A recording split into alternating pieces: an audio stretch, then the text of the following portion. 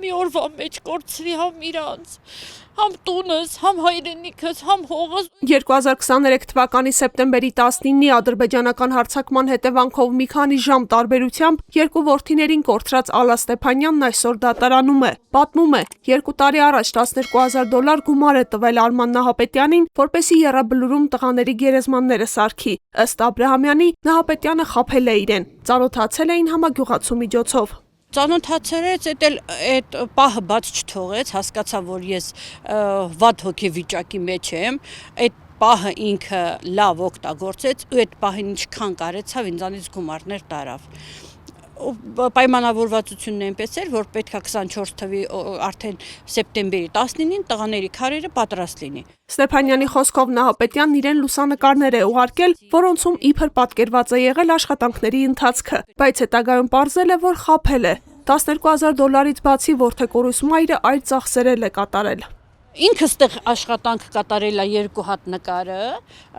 ըստ ինձ նկար սարքողը լավ ճանաչելով իրան, չի թողել որ գումարը ինքը վերցնի, քարտատվե փոխանցել ենք քարտին։ Ու այս բազարն աշարել, ես այս բազալտին առանձին $12,000 մեջ չի մտնում սրանք։ Տվել եմ 180,000 դրամ, 90,000 դրամ էլ տվել եմ շարողի փող,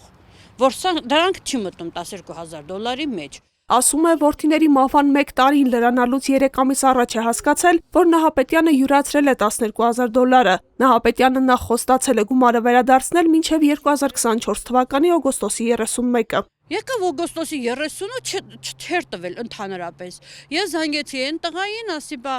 չի տվել, այս բա ոնց է լինելու բանը, ու հետո ասի դու մի խառնվի։ Հետո եղբայրներս իրան տեսնում են Արմանին նորից, ասում են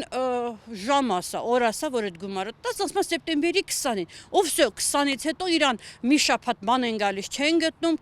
կորում է, հեռախոսի չի պատասխանում, ու հետո ես դիմել եմ արդեն դատարան։ Այդ ընթացքում որդիների գերեզմանը սարքելու պարտավորությունն իր վրա է վերցրել Եռաբլուր զինվորական պանթեոնը։ Քանի որ Արմանն ինձ ասել էր, որ Եռաբլուրի քարերը, բրակ քարեր են, պետությունը ինչքան վատ քար կա դնում է, սաղ ջարդվում է, սաղ փշրվում է, բան, ու ինձ պարտադրել էր, որ կգնաս անպայման կգրես, կհրաժարվես իրանց քարերից։ Ես գնացել գրել էի, հրաժարվել էի իրանց քարերից։ Հաջորդ օրը եկա, գնացինք Եռաբլուրի պետի մոտ, Աստված պահի իրանց երեխեքին, նորից դիմում գրեցի, իրանք ընթառաջեցին 2 քարերն ու տապանակարերը, իսկ մնացածը ամբողջը ես եմ արել։ 10 ամիս է գործը դատարանում է։ Այսօրվա դատական նիստին Արման Նահապետյանը ոչ միայն դեմ եղավ իրեն նկարահանելուն, այլև մեղադրանքի մասին չխոսեց։ Մեկնաբանություն չտվեց նաև հանրային պաշտպանը։ Գրեթե 2 ժամ տևած նիստի ավարտից վայրկյաններ անց Նահապետյանը լքեց դահլիճը։ Այնինչ նախորդ նիստի ժամանակ խոստացել էր դատարանում վերադարձնել որդեկորույս մոր գումարը։ 3 անգամ դատավորը իրան հարց տվեց.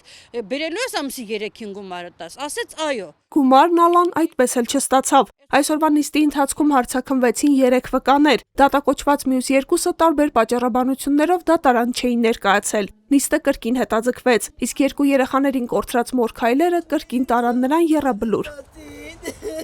19-ամյա Արսեն եւ 21-ամյա Սամվել Ստեփանյանները սեպտեմբերի 19-ին Արցախի դեմ սանձազերծած ադրբեջանական ագրեսիայի ժամանակ մի քանի ժամ տարբերությամբ էին զոհվել իրարից 50 կիլոմետր հեռավորության վրա։ Գնդացրորդ պայմանագրային զինծառայող եղբայրները 39-ամյա միայնակ մոր Տիկին Ալայի միակ սփոփանքն էին։